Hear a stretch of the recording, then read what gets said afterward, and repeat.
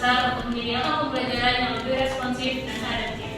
Mahasiswa memiliki kebutuhan belajar yang beragam, yang seringkali tidak dapat dipenuhi oleh metode pembelajaran konvensional. Dalam konteks ini, kecerdasan buatan atau AI muncul sebagai solusi yang sangat potensial. AI mampu menciptakan pengalaman belajar yang personal, dinamis, dan disesuaikan dengan kebutuhan individu. Namun, kenyataannya banyak perguruan tinggi di Indonesia masih belum sepenuhnya mengintegrasikan teknologi AI ke dalam kurikulum mereka. Berbagai kendala seperti kurangnya infrastruktur, keterbatasan pengetahuan, dan kesiapan untuk mengimplementasikan AI secara efektif dan menjadi penghambat utama. Oleh karena itu, pembahasan lebih mendalam tentang penerapan AI sangat diperlukan untuk membantu perguruan tinggi untuk mengoptimalkan teknologi ini guna meningkatkan kualitas pendidikan di Indonesia. Dalam pembahasan ini, fokus akan diberikan kepada dua aspek utama penerapan AI di perguruan tinggi, yaitu proses pembelajaran yang mencakup personalisasi pengalaman belajar mahasiswa, proses evaluasi dengan tujuan memberikan penilaian yang lebih objektif, efisien, serta mengurangi beban kerja pendidik. Adapun tujuan dari pembahasan ini adalah menganalisis dampak penerapan AI secara efektivitas pembelajaran dan evaluasi di perguruan tinggi, mengidentifikasi tantangan implementasi AI baik dari sisi teknis maupun operasional, memberikan solusi untuk mengatasi tantangan-tantangan tersebut agar penerapan AI dapat berjalan secara optimal. Integrasi AI dalam pendidikan tinggi ini membawa sejumlah manfaat penting, antara lain meningkatkan efektivitas pembelajaran dengan menghadirkan metode yang lebih personal sesuai dengan kebutuhan mahasiswa, mengurangi beban kerja pendidik, terutama dalam proses evaluasi, karena AI mampu dapat memberikan penilaian yang lebih cepat, otomatis, dan objektif. Lalu, mendorong inovasi dalam metode pembelajaran sehingga menciptakan sistem belajar yang lebih relevan, responsif, dan sesuai dengan perkembangan teknologi modern. Demikian penjelasan singkat dari saya mengenai latar belakang, batasan masalah, tujuan, dan manfaat penerapan AI dalam pendidikan tinggi. Untuk pembahasan lebih lanjut akan dilanjutkan oleh pemateri selanjutnya. Saya Fadli Iqbal akan menjelaskan mengenai kajian pustaka. Pada kajian pustaka ini terdapat dua bagian, yaitu bagian pertama yaitu mengenai pengertian kecerdasan buatan. Pada bagian ini kami mengambil kutipan dari buku Kecerdasan Buatan karya Jaya dan kawan-kawan. Lalu artikel kedua adalah pemanfaatan kecerdasan buatan dalam mendukung pembelajaran mandiri karya Karyadi.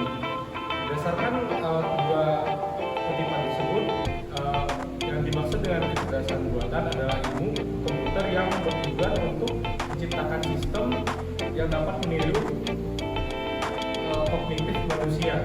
Dengan demikian, AI memungkinkan mesin untuk melakukan tugas-tugas yang sebelumnya hanya dapat dilakukan oleh manusia, seperti menganalisa pola, memahami bahasa, dan dapat menciptakan karya seni. Yang kedua yaitu penerapan AI dalam sistem pendidikan di perguruan tinggi. Pada bagian ini mengambil dua buah kutip artikel, yaitu artikel pertama adalah analisis literasi AI, meningkatkan motivasi dan hasil belajar mahasiswa di perguruan tinggi di Kota Makassar, karya Zulfikar. Kutipan yang kedua yaitu dari artikel potensi dan tantangan penerapan artificial intelligence dalam bidang pendidikan, karya Anugrah.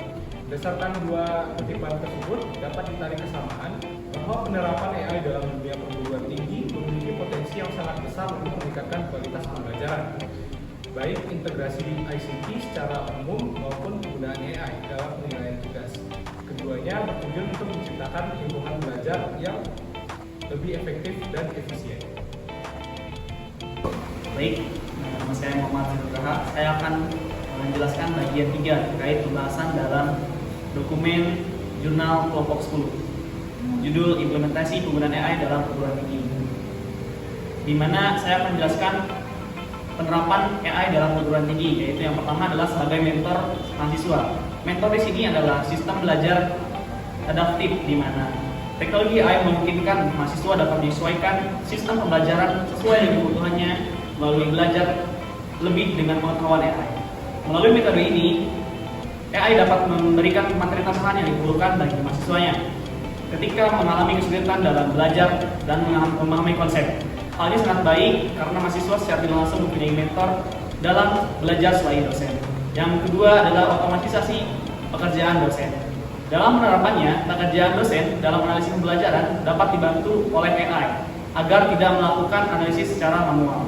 Teknologi AI juga memungkinkan analisis dari serangkaian pembelajaran yang dilakukan oleh mahasiswa secara otomatis melalui data yang dikumpulkan selama proses pembelajaran. Hal ini juga membantu dosen untuk memantau perkembangan mahasiswa secara lebih efektif, dan analisis ini yang memberikan informasi rinci tentang area yang perlu ditingkatkan bagi mahasiswa. Yang keempat adalah tantangan penggunaan AI dalam penerapannya untuk skala perguruan tinggi. Yang pertama adalah infrastruktur. Bagi pengetahuan kita semua, tidak semua perguruan tinggi di Indonesia memiliki infrastruktur yang memadai untuk mendukung penerapan AI. Ketimpangan dalam segi teknologi dan infrastruktur antara kampus top dan kampus yang biasa menyebabkan akses terhadap AI kadangkala menjadi terbatas. Hal ini dikarenakan perangkat keras dan akses internet yang tidak merata menjadi kendala yang sering menjadi batasan masalah dalam penggunaannya. Selanjutnya adalah keamanan data. Dalam pengumpulan analisis dan data pembelajaran, muncul kekhawatiran terkait privasi dan keamanan data. Hal ini disebabkan oleh AI yang memerlukan data dalam jumlah besar untuk bekerja secara efektif. Namun, hal ini menjadi sangat sensitif jika data yang dimuat adalah data pribadi.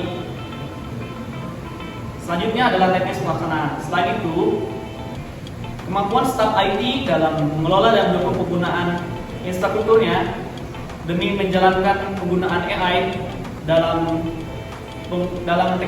skala universitas adalah suatu batasan juga ketika staf IT tersebut tidak mampu dalam menggunakan infrastruktur yang memadai.